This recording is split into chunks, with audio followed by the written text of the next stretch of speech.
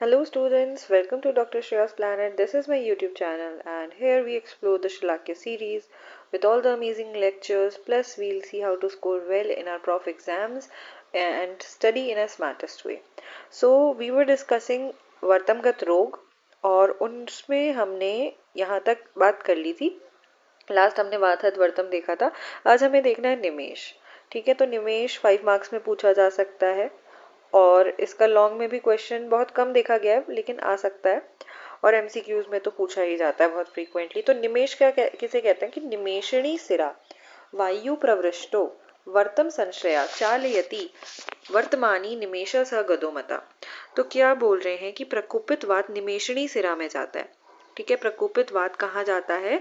वर्तम आश्रित निमेषणी शिराओं में प्रविष्ट होकर वर्तम को अधिक चलायमान कर देती है. उसे क्या कहते हैं? निमेश कहते हैं. चालयति वर्तमानी निमेश स गदोमता. ठीक है, इसे क्या कहते हैं? निमेश कहा जाता है. फिर देखो, यह वातिक असाध्य व्याधि है. कैसी है? वातिक असाध्य व्याधि से बोला जाता है निमेश को. तो दो ही वातज व्याधियां होती हैं वर्तमगत रोगों में. एक होती है वातहत वर्तम, एक होती है निमेश, और दोनों ही क्या है? असाध्य है. ठीक है, तो ये वातिक असाध्य व्याधि है. आचार्य वाग्भट ने इसके लिए क्या बोला है? वायु वर्तमों को चलाते हुए जब बिना किसी पीड़ा के आंखों में बार बार खोलता और बंद करता है, उस अवस्था को निमेश कहते हैं. ठीक है, तो क्या हमने देखा? निमेश किसे बोल रहे हैं? प्रकोपित वात. वात जब कहाँ चला जा रहा है? निमेषणी शिराओं में प्रविष्ट हो जा रहा है और वर्तम को बार बार खोलने बंद करने पर विवश कर दे रहा है, अधिक चलायमान कर दे रहा है, उसे निमेश कह रहे हैं.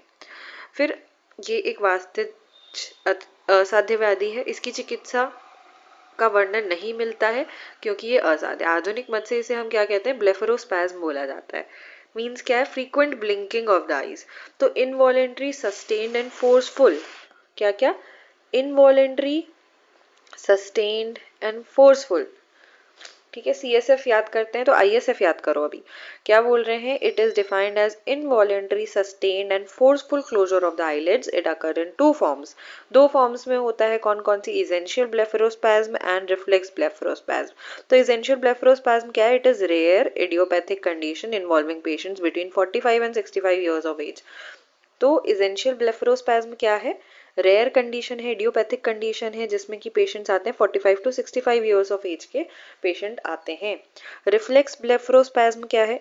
जो इजेंशियल ब्लेफरोस्पैज्म है, इसका रीजन हमें नहीं पता है. इडियोपैथिक अननोन एटियोलॉजी है. ठीक है, क्यों हो रहा है ये नहीं पता. रिफ्लेक्स ब्लेफरोस्पैज्म ड्यू टू रिफ्लेक्स, किसी चीज की वजह से रिफ्लेक्स में ब्लेफरोस्पैज्म हो रहा है, तो that is known as reflex blepharospasm. ठीक है, it occurs due to reflex sensory stimulation. ठीक है, इसका कॉज क्या है? रिफ्लेक्स सेंसरी स्टिमुलेशन है. Through the branches of the trigeminal nerve in condition such as corneal ulcer है अगर किसी को, तो रिफ्लेक्स ब्लिंकिंग होगी बार बार. आइराइडोसाइक्लाइटिस है. ठीक है, उस केस में रिफ्लेक्स ब्लिंकिंग देखी जाएगी. It is also seen in excessive stimulation of retina by dazzling light. तो अगर रेटिना को एक्सेसिव स्टिमुलेशन जा रहा है, ठीक है, रेटिना को ज्यादा स्टिमुलेशन जा रहा है, तो लाइट के रिफ्लेक्स में भी ब्लेफरोस्पैज्म हो सकता है. ठीक है, तो ये चीज हमने देखी. And stimulation of facial nerve, और अगर फेशियल नर्व का स्टिमुलेशन है तो उस केस में भी क्या होता है? ब्लेफरोस्पैज्म देखा जाता है. तो हमने देखा ब्लेफरोस्पैज्म में क्या है? ICF involuntary, ISF involuntary sustained and forceful closure of the eyelids. Involuntary बार बार बोलना है. Involuntary sustained and forceful closure. Involuntary sustained and forceful closure. Involuntary sustained and forceful closure of the eyelids. ये दो फॉर्म्स में होता है. पहला होता है इसेंशियल ब्लेफरोस्पैज्म, दूसरा होता है रिफ्लेक्स ब्लेफरोस्पैज्म. तो इन दोनों में क्या डिफरेंस है? एसेंशियल ब्लेफरोस्पैज्म जो होता है ये रेयर होता है, इडियोपैथिक कंडीशन होती है. ठीक है, क्या होता है? रेयर और इडियोपैथिक कंडीशन होती है और इसका कॉज हमें पता नहीं है. ज्यादातर ये किसको इन्वॉल्व करता है? Between 45 and 65 years of age के पीपल को ये इन्वॉल्व करता है. दूसरा हमने देखा रिफ्लेक्स ब्लेफरोस्पैज्म. तो रिफ्लेक्स ब्लेफरोस्पैज्म क्या होता है? Due to reflex. ठीक है, किसी चीज की वजह से सेंसिटिविटी हो रही है और रिफ्लेक्स हो रहा है. ठीक है, तो उसकी वजह से अगर आईलिड्स क्लोज हो रही हैं उसे क्या कहते हैं, रिफ्लेक्स ब्लेफरोस्पैज्म बोला जाता है। अब ये किस किस की वजह से होता है, तो reflex sensory stimulation through trigeminal nerve, corneal ulcer है अगर, आइराइडोसाइक्लाइटिस, इसका मतलब होता है inflammation of iris and ciliary body, right, iris and ciliary body. It is also seen in excessive stimulation of the retina by dazzling light and stimulation of the facial nerve.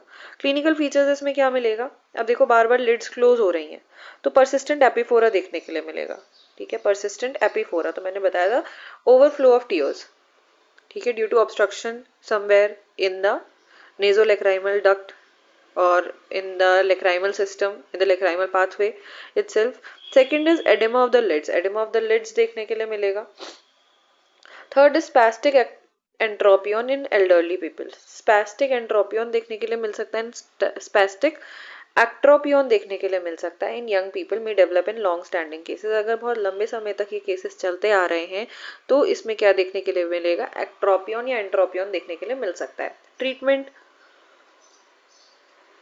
in case of essential blepharospasm, repeated periodic injections of botulinum toxin, क्या देखने के लिए मिलेगा, botulinum toxin की injection देखने के लिए मिलेंगे into orbicularis oculi muscle, दिए जा सकते हैं ट्रीटमेंट में botulinum toxin, which relieves the spasm. In reflex blepharospasm the causative disease should be treated. अगर किसी डिजीज की वजह से जैसे कि कॉर्नियल अल्सर की वजह से, आइराइडोसाइक्लाइटिस की वजह से, तो मेनली है कॉज को ट्रीट करना, ठीक है. निमेश ब्लिंकिंग को कहते हैं और सामान्य से अधिक निमेश क्रिया को फ्रीक्वेंट ब्लिंकिंग कहते हैं, ठीक है. तो ब्लेफरोस्पैज्म या फिर फ्रीक्वेंट ब्लिंकिंग ऐसे बोल सकते हैं. Blinking is involuntary movement of the eyes, normal rate is 12 to 16 blinks पर मिनट, अगर इससे ज्यादा हो रहा है तो हम उसे क्या कहेंगे, फ्रीक्वेंट ब्लिंकिंग बोलेंगे. Cause of rapid blinking of eyelids, अब रैपिड ब्लिंकिंग क्यों होती है, किसी को ड्राई आईज है, ठीक है, ड्राइनेस है तो आईज खुद ही अपने आप को नरिश करना चाहेंगी जिस वजह से बार बार ब्लिंकिंग होती है. Second spasm of eyelids, eyelids का स्पैज्म है तो बार बार ब्लिंकिंग होती है. साइकोलॉजिकल, कुछ लोग साइकोलॉजिकली, कई बार ऐसा होता है कि बच्चे दूसरों को कॉपी करने की कोशिश करते हैं, राइट. सो बच्चे देखते हैं घर में कोई ऐसे किसी को प्रॉब्लम है, कोई ज्यादा ब्लिंक करता है तो वो चली आती है, बच्चे देख के ही सीखते हैं. तो कई बार ऐसा होता है कि साइकोलॉजिकली भी लोग फ्रीक्वेंट ब्लिंकिंग शो करते हैं. फॉरेन बॉडी इन द आई, अगर कोई फॉरेन बॉडी तो बार बार ब्लिंक करेगा इंसान. लेंस इन्फेक्शन, अगर जैसे हम पहनते हैं ना आर्टिफिशियल लेंस, उसमें अगर उसकी वजह से कोई इन्फेक्शन हो रहा है तो रिफ्लेक्स ब्लिंकिंग देखी जाती है. ट्रीटमेंट क्या करना है, ट्रीट द अंडरलाइंग कॉज, जो कॉज है उसको ट्रीट करो. नेक्स्ट कम्स वर्तम अर्बुद. तो वर्तम के आभ्यंतरिक भाग में विषमाकार, कैसा, विषमाकार ग्रंथि स्वरूप, विषमाकार ग्रंथि स्वरूप वेदनाहीन रक्त युक्त लटका हुआ अर्बुद हो जाता है, उसे वर्तम अर्बुद कहते हैं. ये क्या है, त्रिदोषद साध्य व्याधि है और इसकी चिकित्सा में क्या करा जाता है, छेदन कर्म किया जाता है. आगे चलते हैं. अब जो अर्बुद होता है उसकी चिकित्सा में शस्त्र, क्षार, अग्नि औषध, चारों चीजों का प्रयोग किया जाता है, ठीक है. अब इसमें इसकी चिकित्सा देखते हैं. देखो, वर्तम प्रदेश का स्वेदन करके वर्तम को उल्टा कर सूची के अग्रभाग से उसके मूल को पकड़ लें. तो सबसे पहले क्या करना है, स्वेदन करना है. फिर सूची से उसके अग्रभाग को पकड़कर अर्बुद को उठाकर मंडलाग्र शस्त्र से काट दे. तो इसमें क्या यूज है, सूची यूज हुआ है और मंडलाग्र यूज हुआ है. फिर सैंधव, काशीश, पिप्पली के चूर्ण से प्रतिसारण करना है. रक्तस्राव बंद होने पर वर्तम के आक्रांत भाग को शलाका द्वारा जला देना है, ठीक है, यानी अग्निकर्म आ गया यहाँ पे.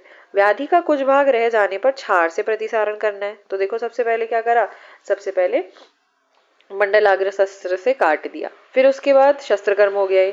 फिर उसके बाद क्या करा, शलाका से जला दिया, अग्निकर्म हो गया. फिर उसके बाद क्षार का प्रयोग करा, ठीक है, तो ये क्षार कर्म हो गया. करके लेखन करना चाहिए. दोषों के निर्हरण के लिए तीक्ष्ण वमन और विरेचन द्वारा संशोधन अनुसार अभिषंद उक्त चिकित्सा विधि का प्रयोग करना चाहिए. और शस्त्र कर्म के पश्चात 1 मास तक नियम के अनुसार आहार विहार करना चाहिए, ठीक है. वाग्भट ने वर्तम अर्बुद में छेदन कर्म का वर्णन किया है और आधुनिक मतानुसार इसे क्या कहते हैं, बिनाइन लिड ट्यूमर बोला जाता है. नेक्स्ट आते हैं वर्तम अर्श. तो वर्तमर्ष क्या होता है, छिन्नाश्चिन्ना विवर्धन्ते, तो ये देखो इंपॉर्टेंट है, छिन्नाश्चिन्ना विवर्धन्ते कि बार बार काट देने पर दोबारा हो जाता है। तो रक्त दोष से उत्पन्न, तो देखो वर्तम आर्ष या शोणित आर्ष किसकी वजह से होता है, रक्तज व्याधि है, ठीक है। इसमें क्या होता है, रक्त दोष से उत्पन्न होने वाले तथा स्पर्श में मृदु अंकुर तथा जो काटने पर पुनः पुनः बढ़ जाते हैं, ठीक है। तो रक्त दोष से उत्पन्न होने वाले, स्पर्श में मृदु अंकुर तथा जो काटने पर पुनः पुनः बढ़ जाते हैं, इससे दाह कंडु वेदना होती है, इसे वर्तमर्ष कहते हैं। क्या क्या होता है, इससे दाह कंडु और वेदना होती है, इसे वर्तमर्ष कहते हैं। यह रक्तज असाध्य व्याधि है। कैसी है, रक्तज असाध्य व्याधि है। अष्टांग हृदयकार ने इसका उल्लेख नहीं किया है। आधुनिक मतानुसार इसे कैंसर ऑफ लिड्स बोला जाता है। नेक्स्ट आते हैं लगन। तो अपाकः कठिन स्थूलो ग्रंथि वर्तम भवो अरुजा स कंडु पिच्छिला कोल प्रमाणो लगनस्तु स। तो ये मैंने पहले भी बताया था कि लगन में कोल प्रमाण की ग्रंथि उत्पन्न होती है, इसको हम चैलेजियन से कोरिलेट करते हैं। तो चैलेजियन का भी मैंने बताया था, क्या होता है चैलेजियन, मीबोबियन या फिर टार्सल सिस्ट इसे बोला जाता है। It is chronic non inflammatory granuloma, chronic non specific inflammatory granuloma of the meibomian gland, chalazion को बोला जाता है। तो ये लगन को भी हम चैलेजियन से कोरिलेट करते हैं। अपाका कठिनो स्थूलो ग्रंथि वर्तमजो भवेत स कंडु पिच्छिलः कोल प्रमाणो लगनस्तु स, ठीक है, ये हम देख चुके थे। फिर आगे चलते हैं, बिस्वर्तम। तो बिस्वर्तम क्या होता है, देखो बिस बोला जाता है कमल ककड़ी को, ठीक है, जो कमल नाल होती है उसे बिस बोला जाता है। तो वर्तम में शोथ तथा अनेक सूक्ष्म छिद्र हो जाते हैं। तो आप लोगों ने देखा होगा, जो बिस होता है, जो कमल नाल होता है, उसको काटो तो ऐसे करके उसमें बहुत सारे ऐसे छेद होते हैं, देखा है ऐसे, तो उसी क्या कहते हैं, कमल नाल कहते हैं। तो इसमें उसी के समान छिद्र हो जाएंगे। वर्तम में शोथ तथा अनेक सूक्ष्म छिद्र हो जाते हैं, जैसे कि जल में होने वाले कमल में अनेक छिद्र होते हैं। इस रोग को बिस्वर्तम कहते हैं। तो इसे ही क्या कहते हैं, बिस्वर्तम कहते हैं। ये त्रिदोषज साध्य व्याधि है। और इसमें क्या करते हैं, वात दोषों से वर्तम बाहर से शोथ युक्त, अब इसमें आचार्य वाग्भट ने कहा वात दोष से शोथ युक्त अभ्यंतर में सूक्ष्म छिद्रों से युक्त, तो सूक्ष्म छिद्र याद रखना है। और बिस की भांति जिसमें स्राव होता है उसे बिस्वर्तम कहते हैं। चिकित्सा इसमें क्या करा जाता है, भेदन कर्म किया जाता है। स्वेदन पश्चात, सबसे पहले स्वेदन करना है, उसके बाद छेदन, उसके बाद भेदन करना है। सैंधव लवण काशीश पिप्पली पुष्पांजन मना शिला इलायची इनके चूर्ण का प्रक्षेपण करके शहद और घृत का लेप करके बंधन बांध देना है, ठीक है। और वाग्भट ने भी इसमें भेदन कर्म बताया है। इसको इन्फ्लेमेटरी कंडीशन ऑफ लिड से कोरिलेट करते हैं। नेक्स्ट आता है पक्षम कोप, बहुत इंपॉर्टेंट है। तो पक्षम कोप को हम मॉडर्न में ट्राइकियासिस से कोरिलेट करते हैं। लॉन्ग क्वेश्चन में मोस्ट कॉमनली देखा जाता है, पूछा जाता है, ठीक है। और जो चीज लॉन्ग में आ गई वो शॉर्ट में भी आ सकती है। तो बहुत अगर आप पास्ट ईयर के पेपर्स उठाते हैं तो पक्षम कोप पूछा ही गया, ठीक है। तो पक्षम कोप किसे कहते हैं, दोषाः पक्षमाशय गता तीक्ष्णग्राणी खराणी च, दोष पक्षमाशय में स्थित होकर, ठीक है। प्रकोपित दोष कहाँ आते हैं, पक्षमाशय में आ जाते हैं। पक्षम कोप ये क्या होता है, एक सन्निपातज याप्य व्याधि है, ठीक है, सन्निपातज याप्य व्याधि है। दोषा पक्षमाशय गता तीक्ष्ण ग्राणी खराणी चा, और क्या हो जाता है, जो हेयर फॉलिकल जो पक्षमाशय होते हैं वहां पे बाल जो हेयर होते हैं वो कैसे हो जाते हैं, तीक्ष्ण हो जाते हैं, खर हो जाते हैं। निर्वर्तयन्ति पक्षमाणी त्रिघृष्टं च अक्षिदूयते, और क्या होता है, पलक भी मुड़ जाती है और उसमें नेत्र रगड़ होने से तीव्र वेदना होती है, तो घृष्टन होता है, ठीक है। और दूयते मीन्स तीव्र वेदना होती है। उद्धृत शांति, ठीक है। और जैसे ही उद्धृत कर देते हैं यानी बालों को निकाल देते हैं तो शांति मिलती है।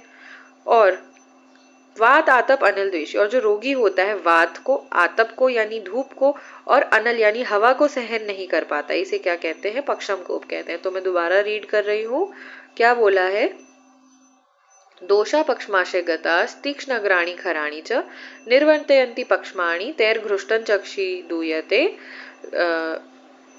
उद्धृतय शांति पक्षमाभश्चोपजायते, वातातप अनिल द्वेषी पक्षम कोपः स उच्यते। तो ये श्लोक याद करना है आप लोगों को, ठीक है। अब इसमें आगे चलते हैं। तो पक्षम उपरोध में वर्तमों का संकोच होता है, बालों में कर्कशता होती है एवं वे अंदर की ओर मुड़ जाते हैं, नए कर्कश रोम पैदा हो जाते हैं, कांटों की भांति इसमें तीक्ष्ण अग्रभागों में रगड़, आंखें सूज जाती हैं और नेत्र में दाह होता है, वायु और अग्नि से द्वेष होता है, बालों के निकाल देने से कुछ देर तक शांति मिलती है। तो ये आचार्य वाग्भट ने बता दिया है कि वैसे ही चीज बताई, उद्रते उद्रते शांति, है ना, कि बार बार निकाल देने पर शांति मिलती है।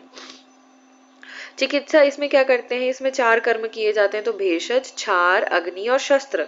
ठीक है, तो इसमें भी जैसे हमने इससे पहले वाला देखा था, क्या देखा था, इससे पहले हमने देखा था जो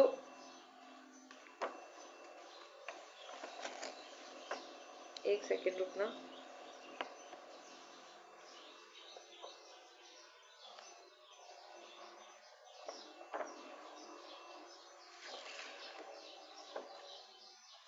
हाँ, इससे पहले हमने जो अर्बुद देखा था उसमें भी हम चारों प्रकार की चिकित्सा करते हैं, भेषज, क्षार, अग्नि और शस्त्र। तो यहाँ पर भी क्या बोला है, 4 प्रकार की चिकित्सा की जाती है, भेषज, क्षार, अग्नि और शस्त्र कर्म किया जाता है। ठीक है, तो इसमें क्या बोल रहे हैं, इसको हम एक जगह लिख लेते हैं। ठीक है, लिख के समझेंगे तो ज्यादा जल्दी अच्छे से याद होगा और इजी रहेगा।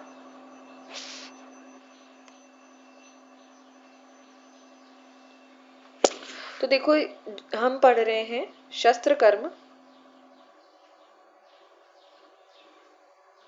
इन पक्ष्मकोप। तो देखो इसमें क्या किया जाता है, सबसे पहले स्नेहन करते हैं। सबसे पहले क्या करा जाता है, स्नेहन करते हैं या स्नेहपान लिख सकते हैं। फिर क्या करना है, भ्रू के नीचे, भ्रू से सौ लिखा है, से नीचे की ओर वर्तम के 2 भाग और पक्ष्म से ऊपर की ओर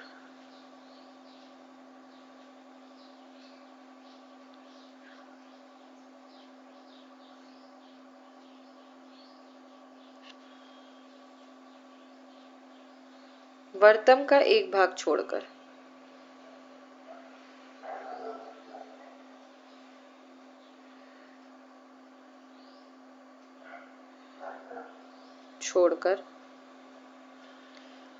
कनीनक और अपांग संधि से समान दूरी पर, कनीनक और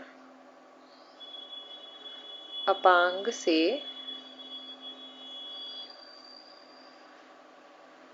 समान दूरी पर यव के आकार का त्वचा का छेदन करते हैं। यव के आकार का छेदन किया जाता है।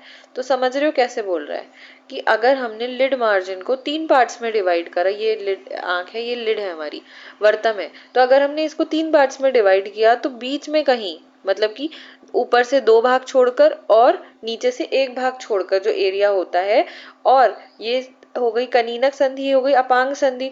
तो कनीनक और अपांग से समान दूरी पर, यानी मिडवे बिटवीन कनीनक, इनर एंड आउटर कैंथस, यहाँ पे क्या करना है, यव के आकार का, यव समझते हो, जॉ, यव के आकार का क्या करना है, छेदन करना है।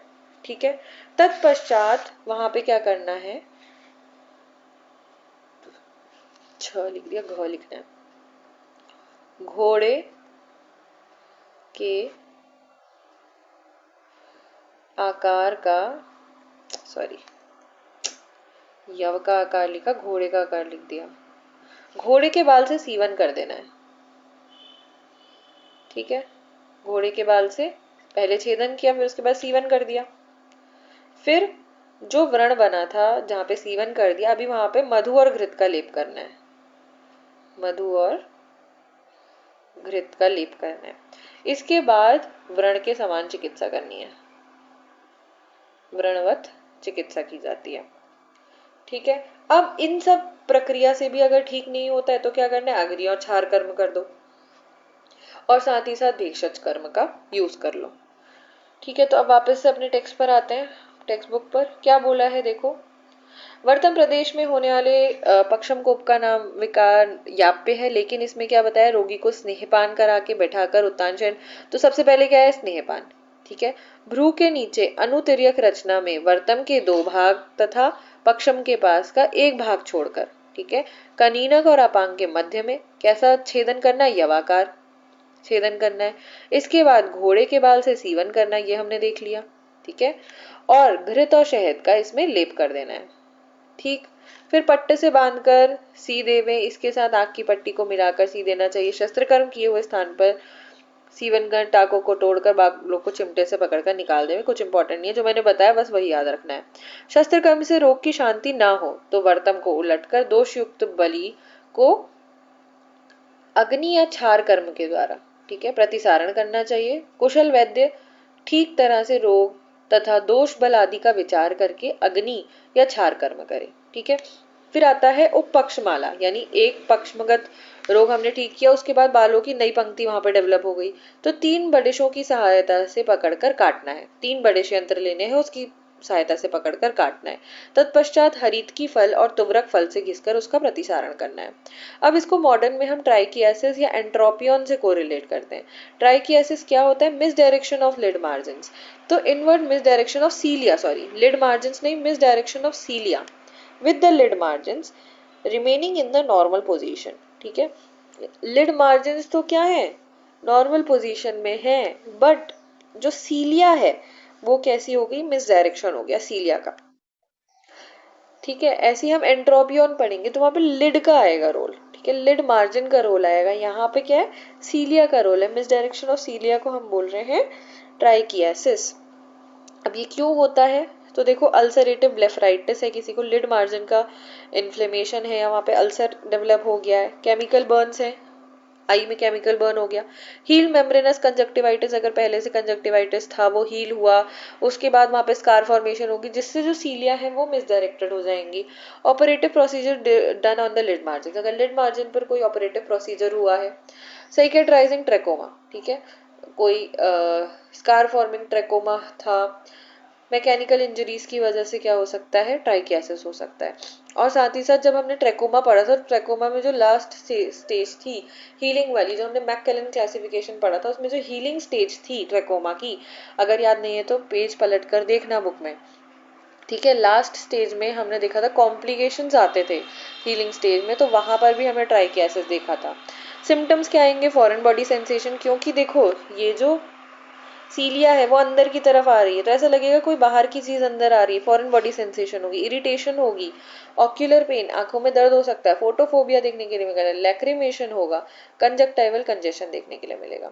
साइंस में क्या मिलेगा, रिफ्लेक्स ब्लेफरोस्पाज्म, तो देखो अगर आंखों में कोई चीज लगती है तो हम पल के झपकते हैं, राइट, तो यहाँ पे रिफ्लेक्स ब्लेफरोस्पाज्म देखने के लिए मिलेगा। Photophobia in case of corneal involvement. One और मोर मिसडायरेक्टेड सीलियर अबिग अंगेज द आईबॉल, तो एक से ज्यादा आईलैश या सीलिया मिल सकती है। सिलियरी कंजेशन देखने के लिए मिल सकता है, कंजक्टाइवल कंजेशन देखने के लिए मिल सकता है, सुपरफिशियल कॉर्नियल ओपेसिटी देखने के लिए मिल सकती है। अब इसमें कॉम्प्लिकेशन क्या आएंगे, नॉन हीलिंग कॉर्नियल अल्सर, ठीक है, क्या मिलेगा, नॉन हीलिंग कॉर्नियल अल्सर या रिकरेंट कॉर्नियल एब्रेजन्स। तो हमें उपपक्ष माला जो देखा तो रिकरेंट कॉर्नियल एब्रेजन से हम उसको कोरिलेट कर सकते हैं। अब यहाँ पर देखो ट्राइकियासिस, तो misdirection of cilia in the lid margin with a normal lid margin हम कह सकते हैं। तो देखो यहाँ पे क्या मिस डायरेक्शन हो रहा है, ये नॉर्मल आई है, इसे क्या बोल रहे हैं, डिस ट्राइकियासिस, इसे बोल रहे हैं ट्राइकियासिस प्रॉपर। तो देखो बिल्कुल मिस डायरेक्शन हो गया है सीलिया का, ठीक है। अब misdirection of eyelash growth from individual follicles without inversion of the lid और lid margin, follicles are present at anatomically normal site, ये इसमें इंपॉर्टेंट है कि जो फॉलिकल्स होते हैं वो नॉर्मल साइड पर रहते हैं। अब देखो यहाँ पे एक इमेज दिखा रखी है, ये मिस डायरेक्शन हो गया है सीलिया का, है ना। इनको कैसे होना चाहिए था, बाहर की तरफ होना चाहिए था, अंदर हो गए। कॉजेज हमने देख लिए, ट्रॉमा, सर्जरी भी हो सकता है।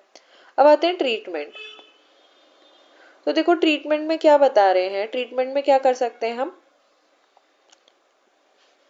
तो ट्रीटमेंट के लिए याद रखो EECS या CEES, कैसे भी याद कर लो, याद होना चाहिए, ठीक है। सबसे पहले आता है एपिलेशन, तो एपिलेशन का क्या मतलब है, mechanical removal of misdirected eyelash with epilation forcep, it is temporary measure as recurrence occur within 3 to 4 weeks. तो हमने क्या करना है, जो भी मिसडायरेक्टेड सीलिया उसको पकड़ो और एपिलेट कर दो, मीन्स फोरसेप से निकाल के खींच दो, तो कैसे करना है, देखो यहाँ पर दिखा रखा है। ये क्या है, सिंपल है, इफेक्टिव टेक्निक है, हाई चांस ऑफ रिकरेंस हो सकता है, ठीक है। तो ये टेम्पोराइजिंग मेजर है for occasional patient who refuses और कैन नॉट टॉलरेट सर्जरी। अगर पेशेंट सर्जरी नहीं टॉलरेट कर सकता तो देखो ये आती है एपिलेशन फोर्सेप, ठीक है, इनको पकड़ के इसको खींच दो, ठीक है। Next is electrolysis. In this procedure infiltration anaesthesia is given to the lid. तो इलेक्ट्रोलाइसिस में क्या करना है, पहले हमें एनेस्थीसिया देना है पेशेंट को लिड मार्जिन पे। Current to 3 to 5 milliampere is passed for 10 second, और यहाँ पे हमें करंट पास करना है 3 से 5 एम्पियर का, ठीक है, 10 सेकेंड के लिए, through a fine platinum needle. और फाइन प्लैटिनम नीडल से हमें करंट पास करना है, जो कि हम आई लैश की रूट में इंसर्ट करेंगे। द सीलिया आर लूजेंट, और सीलिया इससे क्या हो जाएगी, लूज हो जाएगी, और फिर उसको हम एपिलेशन फोर्सेप्स से रिमूव कर देंगे। और इसका सक्सेस रेट जो है 40 to 50% देखने के लिए मिलता है। तो सबसे पहले हमने एपिलेशन देखा, एपिलेशन में क्या करना है, फोर्सेप्स से पकड़ो एपिलेशन फोर्सेप्स से और उसको निकाल दो सीधे सीधे। दूसरा हमने क्या करना है, सबसे पहले लिड में एनेस्थीसिया देना है, फिर हमने लिड में अंदर क्या घुसानी है, प्लैटिनम की नीडल घुसानी है, जिसमें से हम 3 to 5 मिली एम्पियर का करंट पास करते हैं। करंट से जो होते हैं, जो फॉलिकल्स होते हैं, जो सीलिया होते हैं, वो लूज हो जाते हैं, और उसको फिर एपिलेशन फोर्सेप्स से हमें निकाल देना है। इट इज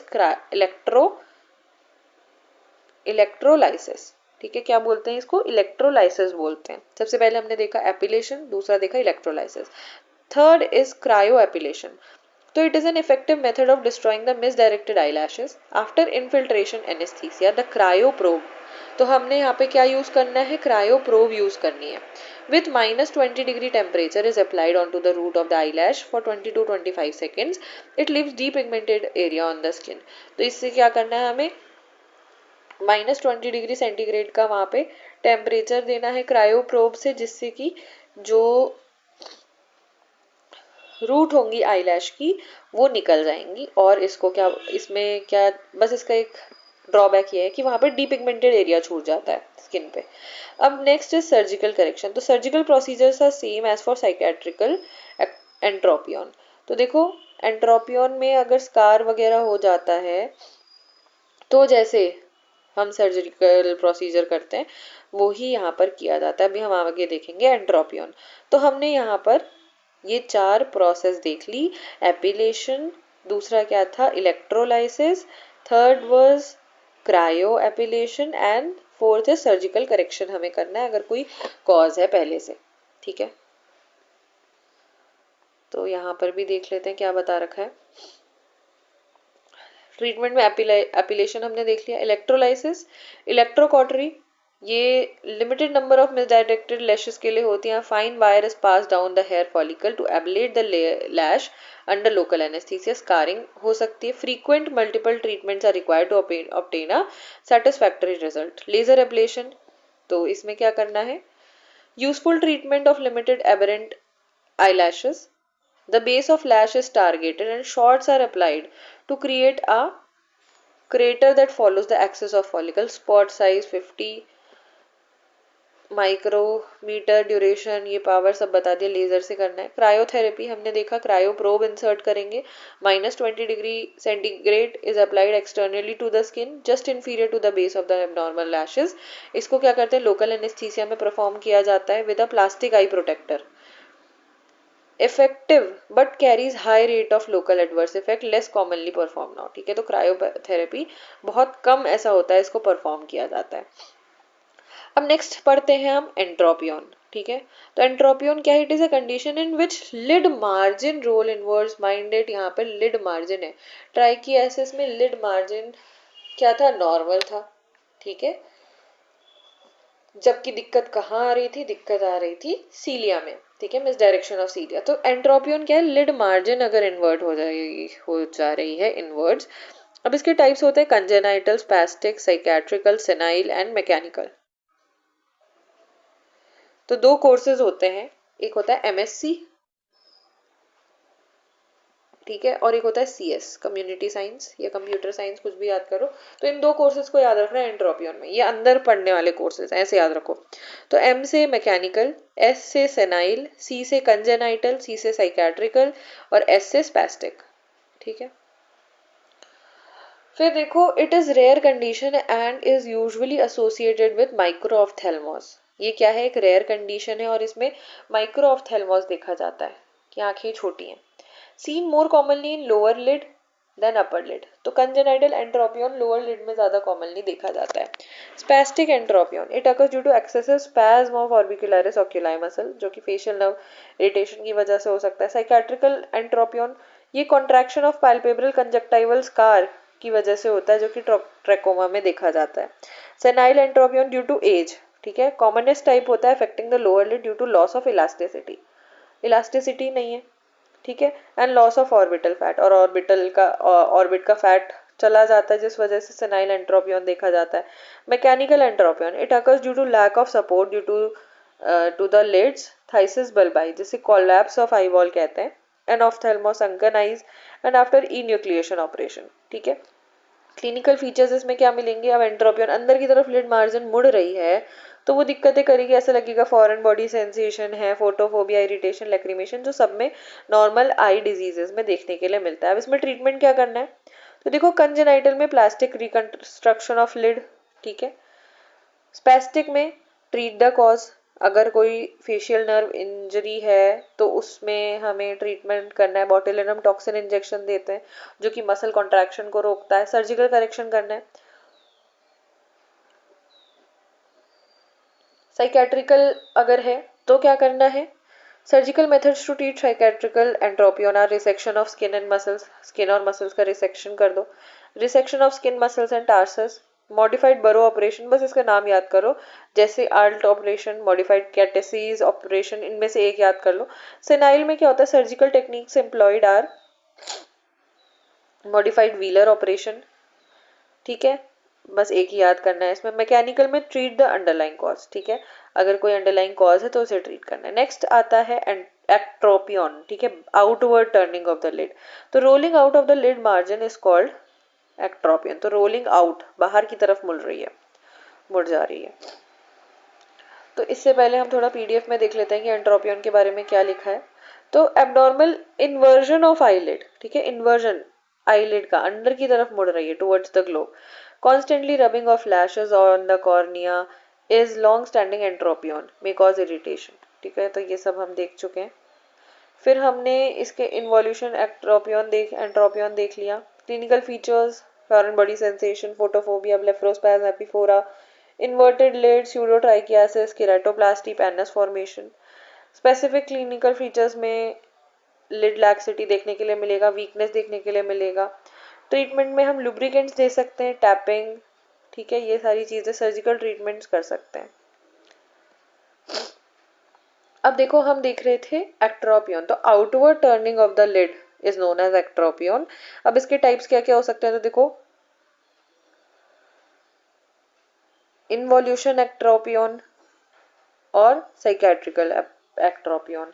तो इसमें भी दो चीजें याद रखो, उसमें हमने एमएससी याद किया था, इसमें याद रखो पीसीएम, ठीक है। पीसीएम और सीएस तो चलेगा ही चलेगा दोनों में, ठीक है, कंप्यूटर दोनों में जरूरी है।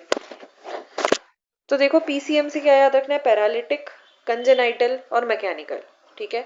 फिर सीएस से साइकेट्रिकल और सेनाइल, तो ये नाम याद हो जाएंगे मेरे हिसाब से। सबसे पहले देखते हैं इन्वॉल्यूशन या सेनाइल। तो ये क्या होगा, इसमें भी लैक्सिटी चली जाएगी टिश्यू की, lower lid, loss of tone of orbicularis oculi muscle due to age factor, ठीक है।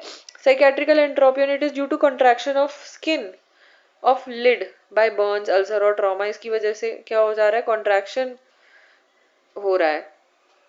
Paralytic it is due to palsy of seventh cranial nerve, ठीक है, सेवेंथ क्रेनियल नर्व की पैल्सी है तो ये देखा जाएगा।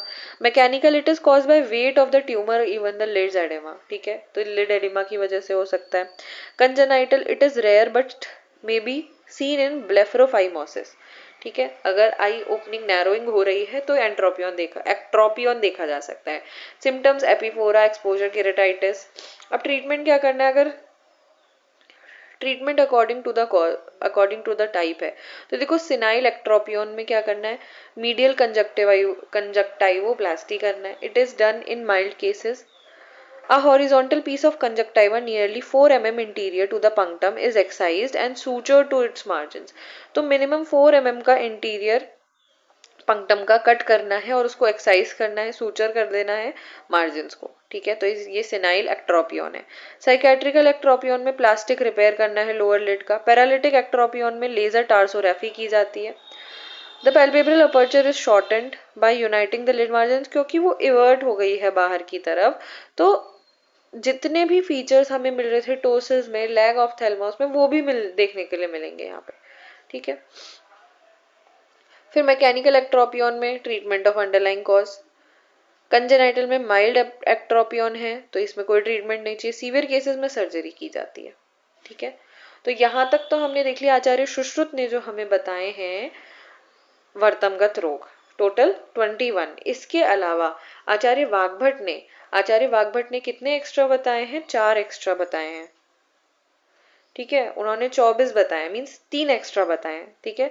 तो जो अतिरिक्त वर्तमगत रोग बताए उसमें क्या क्या आता है देखो। पित्त उत्कृष्ट वर्तम आता है, रक्त उत्कृष्ट वर्तम, कफ उत्कृष्ट वर्तम, त्रिदोषज उत्कृष्ट वर्तम. Hello students, welcome to Dr. Shreya's Planet. This is my YouTube channel and here we explore Shalakya series with all the amazing lectures. Plus we'll see how to score well in our prof exams and study in a smartest way. So हम पढ़ रहे थे वर्तमगत रोग और इसमें हमने आचार्य सुश्रुत ने जो 21 वर्तमगत रोग बताए हैं वो हमने कंप्लीट कर लिया था along with modern correlation, right. अब हमें देखना है वाग्भट जी ने जो एक्स्ट्रा बताया। वाग्भट ने वैसे तो 24 बताए हैं बट बहुत सारे एक्स्ट्रा उन्होंने अलग नेम्स बताए हैं वर्तमगत रोग के। तो सबसे पहले आता है पित्त उत्कृष्ट वर्तम। तो पित्त उत्कृष्ट नाम से ही पता चल रहा है इसमें कौन सा दोष है, पित्त दोष है। तो पित्त के कारण वर्तम में दाह, पिच्छलता, सूची वेदनवत पीड़ा, वर्तम लाल वर्ण का होता है तथा इसमें स्पर्श असह्य होता है। इस रोग को पित्त उत्कृष्ट वर्तम कहते हैं। इसकी चिकित्सा लेखन कर्म होती है, ठीक है। तो नॉर्मल पित्त के लक्षण देखो, दाह है, ठीक है, लेकिन ये अलग है। देखो पिच्छलता, सूची वेदनवत पीड़ा और वर्तम लाल वर्ण का हो जा रहा है, तो इसको याद रखना है, ठीक है। रक्तोत्कृष्ट वर्तम आते हैं। रक्तोत्कृष्ट वर्तम तो पलक में रेखाएं हो जाती हैं तथा स्पर्श को नहीं सहन कर सकती, इसे रक्तोत्कृष्ट वर्तम कहते हैं। इसमें भी लेखन कर्म करते हैं, तो पलक में रेखाएं हो जाएंगी, स्पर्श को सहन नहीं कर पाएगा। इसकी चिकित्सा कैसे करनी है? तो पित्त उत्कृष्ट और रक्तोत्कृष्ट रोग में मधुर गण की औषधियों से सिद्ध किया हुआ घृत पिएं। तो रक्त और पित्त दोनों ही समान धर्मी होते हैं, इसलिए इनमें दोनों में समान चिकित्सा की जाती है और मधुर गण की औषधियों से सिद्ध किया हुआ घृत पीना है। सिरा मोक्षण कराना है। त्रिवृत से विरेचन कर्म, तो पित्त की बेस्ट चिकित्सा विरेचन में त्रिवृत श्रेष्ठ है।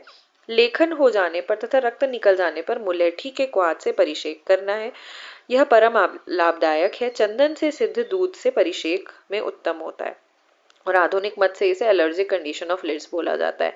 नेक्स्ट इज कफ उत्कृष्ट वर्तम, तो जिसमें पलक में क्या हो जाता है, स्तंभ यानी पलक कड़ा हो जाता है, क्लेद युक्त कीचड़ युक्त रहता है, उसको कफ उत्कृष्ट वर्तम कहते हैं। म्यूकोपुरुलेंट डिस्चार्ज से हम इसको कोरिलेट कर सकते हैं। इसमें लेखन करना है, सैंधव, कासी, मनशिला, इन सब चूर्ण का प्रतिसारण करना है। वमन, अंजन, नस्य और कफनाशक संपूर्ण चिकित्सा इसमें हितकारी है। त्रिदोषज उत्क्लिष्ट वर्तम, तो रक्त तथा तीनों दोषों के कारण वर्तम बार बार उत्क्लेशित अर्थात क्लेद युक्त होकर अकस्मात सूख जाते हैं, ठीक है, अकस्मात सूख जाते हैं। इसकी चिकित्सा क्या है, लेखन कर्म है। नेक्स्ट कम्स श्लिष्ट वर्तम, तो जिसमें पलकें आपस में जुड़ी हुई कंडू युक्त, शोथ युक्त तथा लाल होती हैं, उसे श्लिष्ट वर्तम कहते हैं। तो इसमें क्या है, श्लिष्ट मतलब चिपकी हुई, तो पलकें आपस में क्या होंगी, जुड़ी हुई होंगी, कंडू युक्त होंगी, शोथ युक्त होंगी, शोथ होगा, कंडू होगा, लालिमा होगी, ठीक है, इसे क्या कहेंगे, श्लिष्ट वर्तम कहते हैं। चिकित्सा क्या कहते हैं इसमें, लेखन कर्म। अब देखो कृच्छ उन्मीलन, उन्मीलन मीन्स क्लोजर, कृच्छ उन्मीलन मीन्स कि न होना प्रॉपरली। तो वायु वर्तम की शिराओं में आश्रित होकर, तो देखो वायु कहाँ आश्रित हो जाती है, वर्तम की शिराओं में, तथा मनुष्य को के सोकर उठने के बाद पलकें स्तंभित हो जाती हैं, उनमें वेदना होती है, ऐसा प्रतीत होता है कि नेत्रों में किसी ने रेत डाला हो, नेत्र कष्ट से खोले जाते हैं और नेत्र से आंसू निकलते हैं, तो खुलने में दिक्कत आती है। हाथों से मलने पर कष्ट का शमन होता है, इसे कृच्छ उन्मीलन रोग कहते हैं, ठीक है। फिर कृच्छ उन्मीलन रोग में पुराने घृत में द्राक्षा का कल्क पुराण घृत और उसमें द्राक्षा का कल्क और जल मिलाकर घृत से सिद्ध करें। इस घृत में मिश्री मिलाकर सेवन करें। स्निग्ध नस्य धूम अंजन का प्रयोग करना चाहिए। फिर आते हैं अलजी। तो देखो अलजी, ये हमने रोग पढ़ा था कहाँ, ये हमने जो आचार्य सुश्रुत ने बताया, सुश्रुत ने अलजी को संधिगत रोग में बताया। ठीक है, तो अलजी यहाँ पर क्या है, और ये क्या होता है, ये असाध्य रोग होता है एक, अकॉर्डिंग टू आचार्य सुश्रुत। अब इन्होंने क्या बताया कि पलक के बाह्य भाग में नासिका के समीप वाली संधि कनीनक पर कठिन तथा ताम्र वर्ण की उभरी हुई ग्रंथि बन जाती है, इसे अलजी कहते हैं। पाक होने पर इसे रक्त व पूयस्राव होता है तथा पुनः पुनः भर जाती है। ठीक है, बाह्य अलजी का भेदन करके छाल से लेखन कर्म करें तथा अग्नि से दाह करें तथा व्रणवत उपचार करें, ऐसा करके चिकित्सा बताइए। फिर आता है पक्ष्मशात। तो आईलैशेस फॉल करना, इसे पक्ष्मशात बोला जाता है। पित्त पलकों की मूल में स्थित होगा, तो पित्त दोष है यहाँ पे इंपॉर्टेंट। खुजली और दाह करता है तथा पलकों के बाल गिरा देता है, इसे पक्ष्मशात कहते हैं। चिकित्सा इसमें क्या करना है, रोमकूप को सुई के द्वारा विकुटन बींधे करें, जलौका लगाकर दुष्ट रक्त निकालें, दूध और ईख का रस पिलाकर मैनफल के कल्क से वमन कराएं। दूध और ईख का रस पिलाकर मैनफल के कल्क से वमन कराएं अथवा मधुर और शीतल द्रव्यों से सिद्ध किया हुआ घृत का नस्य दें। तो इसमें चिकित्सा क्या करनी है, पक्ष्मशात अगर पलकें टूट के गिर रही हैं तो क्या करना है, रोमकूप को सुई के द्वारा बींधे करें, विकुटन करें, जलौका लगाकर जो रक्त है उसको निकालें, दूध और ईख का रस पिलाकर, ठीक है, दूध और ईख का रस पिलाकर वमन कराना है और मधुर और शीतल द्रव्यों से सिद्ध किया हुआ घृत से नस्य देना है। फिर आते हैं और इसमें चिकित्सा बताइए, पुष्प का शीश को बारीक पीसकर ताम्र के पात्र में डालकर तुलसी के रस से 10 दिन भावना देने के बाद इसका अंजन करने से पक्ष्मशात में प्रयोग किया जाता है। अब आते हैं कुकुणक, जो कि इंपॉर्टेंट है, जिसे हम ऑफ्थेल्मिया नियोनेटोरम कहते हैं। ये एक बाल रोग है। ठीक है, आचार्य सुश्रुत ने कुकुणक का वर्णन नयनाभिघात प्रतिषेध अध्याय 76 नेत्र रोगों के अतिरिक्त किया है तथा इसकी उत्पत्ति में दूषित स्तन्य को कारण माना है। तो क्या कारण है इसका, माता का दूषित स्तन्य। ठीक है, नेत्र के 76 रोग कहे गए हैं तथा ये रोग बालकों और बड़े मनुष्यों को होते हैं, परंतु स्तन्य के प्रकोप से, इंपॉर्टेंट है कि स्तन्य के प्रकोप से कफ, वायु, पित्त और रक्त की दुष्टि के कारण बालकों के वर्तम प्रदेश में होने वाला यह कुकुणक नामक अन्य रोग है। बालक के नेत्र में अत्यंत खुजली होती है, निरंतर अक्षिकूट नासा ललाट को मसलता रहता है, वर्तम शोथ युक्त तथा सूर्य के प्रकाश को सहन नहीं करता, आंखों में निरंतर स्राव होता रहता है। तो क्या क्या बच्चा फीचर्स दिखाएगा, बार बार आंखों को, नाक को, ऐसे ललाट को मसलता रहेगा, अत्यंत खुजली उसको होगी, आंखों में वर्तम शोथ युक्त हो जाएगा। कुकुणक रोग बच्चों में दंत उत्पत्ति के समय होता है, आचार्य वाग्भट ने ऐसा कहा है। कुकुणक में नेत्र में सूजन, ताम्र वर्ण के तथा देखने में असमर्थ हो जाते हैं, वर्तम में शूल, पिच्छिलता, बालक अपनी नासिका, कान और आंखों को मसलता है। तो उन्होंने भी कुछ सेम ही चीज कही। चिकित्सा इसमें क्या करा जाता है, माता खैर, त्रिफला, नींब के पत्तों से सिद्ध किया घृत का सेवन करें, माता को ये चीजें सेवन करनी है। पिपली, मुलेठी, सरसों और सेंधा नमक के कल्क से वमन करें, हरित की पिपली और द्राक्षा के क्वाथ से विरेचन करें। तो माता का संशोधन जरूरी है क्योंकि ये स्तन्यजन्य विकार है। ठीक है, रक्त निर्हरण करना चाहिए तथा लेखन कर्म कर त्रिकटु चूर्ण शहद में मिलाकर प्रतिसारण करना। शास्त्र में माता तथा शिशु के लिए जो चिकित्सा कही गई है उसे करना चाहिए। अब वमन कर्म का विधान, अगर बच्चे को वमन कराना है तो क्षीरप, क्षीरन्नाद और अन्नाद 3 स्टेजेस आती हैं। ठीक है, फिर आते हैं, देखो बच्चे को क्षीरप में क्या करना है, बच्चे को माता का दूध पिलाकर शहद के साथ सेंधव लवण और अपामार्ग के बीज का चूर्ण चटाकर वमन कराना चाहिए। पिपली, सेंधव लवण, शहद, अपामार्ग बीज का चूर्ण मिलाकर वमन कराना चाहिए। यदि बच्चे को स्वयं ही वमन हो रहा हो तो वामक औषध ना दे। क्षीरन्नाद बच्चे को वचा चूर्ण दूध के साथ खिलाकर वमन कराना चाहिए। मदन फल चूर्ण द्वारा वमन कराना चाहिए अन्नाद में, अगर वो खाना खाने लग गया। फिर आता है ऑफ्थेल्मिया नियोनेटोरम। अब ये इसको और क्या कहा जाता है, नियोनेटल कंजक्टिवाइटिस भी कहा जाता है। It is bilateral conjunctivitis characterized by copious purulent discharge. तो ये क्या होता है, बाइलेटरल होता है और कोपियस पुरुलेंट, पस वहां पे डेवलप हो जाएगा, purulent discharge, marked chemosis of the conjunctiva and swelling of the lids.